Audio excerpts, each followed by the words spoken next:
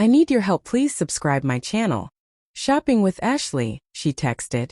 My stomach knotted before my mind could reason why. There was nothing unusual about it. Emily and Ashley often went shopping together. But that morning she'd left wearing the perfume she saved for our nights out, not her usual light floral scent. This one was deep warm amber, the kind that lingered on her skin like a secret. I stared at her message far longer than any husband should. Before I could stop myself, my thumbs typed out, "Tell Mark I said hi." I hit send. The moment I did, I wished I hadn't. The typing bubbles appeared, vanished, then nothing. No reply. No confused "Who's Mark?" Just silence. 15 minutes. 20. Each one heavier than the last. My chest felt tight, as if I'd breathed in something sharp. I didn't even know why I sent it. Mark was Ashley's husband. But something inside me, some buried instinct, had wanted to say his name. Maybe it came from a place that had been quietly collecting doubts I refused to face. Emily and I had been married 9 years. We were steady, not perfect but real. We'd weathered the small storms. Money, family, stress. Lately though, she'd been slipping away in ways that didn't look like distance. Her hugs were timed, her laughter rehearsed, her eyes often somewhere else. When I asked what was wrong, she'd smile and say, "You worry too much." I told myself it was nothing. Just life. Just routine. But then her phone started living face down. Late meetings. A faint trace of aftershave that wasn't mine. And I stopped asking questions because silence sometimes feels safer than the truth you can't unhear. After that message, the silence stretched into hours. I paced the kitchen. Every sound from outside made me think she was home. I checked her location once. Felt guilty for even knowing how. It was off. Of course it was off. The woman who joked she'd die before letting her phone die suddenly couldn't keep it charged. At 6:47 p.m., I heard the key turn. She stepped inside, sunglasses still on though the sun was nearly gone. Her face was pale, lips trembling. Before taking off her shoes, she blurted, "Why would you say that?" "Say what?" I asked. "That text," she snapped, holding up her phone. "Tell Mark I said hi." What's that supposed to mean? I wanted to laugh. Or shout. It means exactly what it says. Her eyes darted away. "Are you accusing me of something?" I didn't answer. "Were you with Ashley?" I asked softly. The pause was tiny, but it was there like a skipped heartbeat. Then she forced a scoff. "Of course I was. Who else would I be with?" She didn't have to say it. Her eyes already had. "You're being ridiculous," she said, voice trembling. "Am I?" "Then call her." Put her on speaker. Her hand went to her purse, but she stopped halfway. Froze. Looked at me. And that's when I knew. You can always tell when someone you love is about to lie.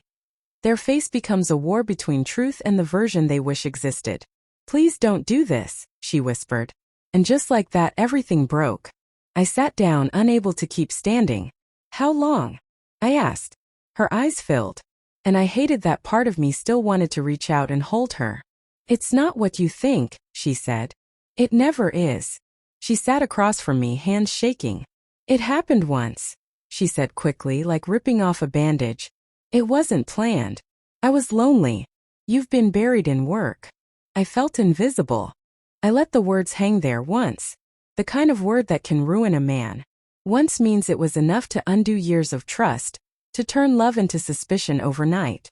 "With Mark?" I asked quietly. She nodded. Something inside me went cold. "Mark, the guy who helped me move a couch, who I played golf with last summer." My laugh came out broken. "So what, you two just swapped partners for fun?" Tears spilled down her cheeks. "No. God, no. Ashley doesn't know. Nobody knows. It was a mistake." I started pacing. "A mistake is forgetting an anniversary, Emily. Sleeping with someone's husband is a choice." She covered her face. "I'm sorry," she sobbed. "It's over." It meant nothing. I wanted to yell, throw something, rewind time to before that text. Instead I whispered. It meant everything to me. We sat there in silence, her crying, the clock ticking. 9 years of mornings, jokes, quiet touches. All of it now felt counterfeit, contaminated by a truth that didn't belong in the home we built. When she finally spoke, her voice was small. "Please. We can fix this. Therapy, counseling, anything. I love you." Those words hit like glass. I love you. People say it like it heals, but sometimes it's the knife. I looked at her, really looked. And for the first time I didn't see my wife. I saw someone who'd already left. That night she slept in the guest room. I lay awake listening to the creak of the house, the muffled sobs through the wall. I replayed every sign, the girl's nights, new clothes, the half-smiles at her phone. The truth had been there all along. I just refused to connect it. In the morning she made pancakes like nothing had happened. Her hands trembled as she flipped them. You don't have to do that, I said. I just want things to feel normal. Normal died yesterday. Tears welled up again. Please don't end us over one mistake. One mistake, I repeated.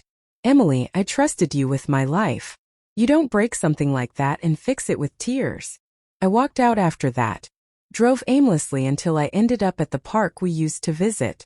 I watched families, couples, kids laughing.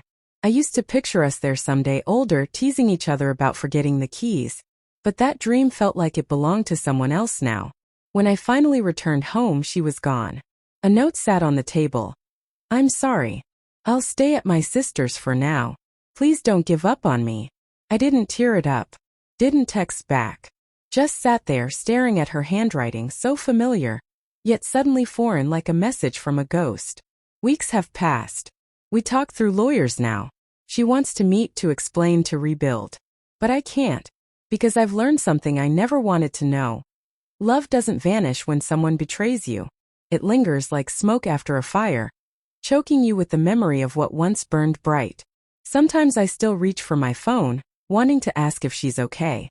But then I remember her face that night, the guilt in her eyes, and I know the woman I loved is gone. So when people ask what happened, I just tell them she went shopping with Ashley. Because that's where it ended. One text. One lie. One truth I can never unsee. And the hardest part isn't that she cheated.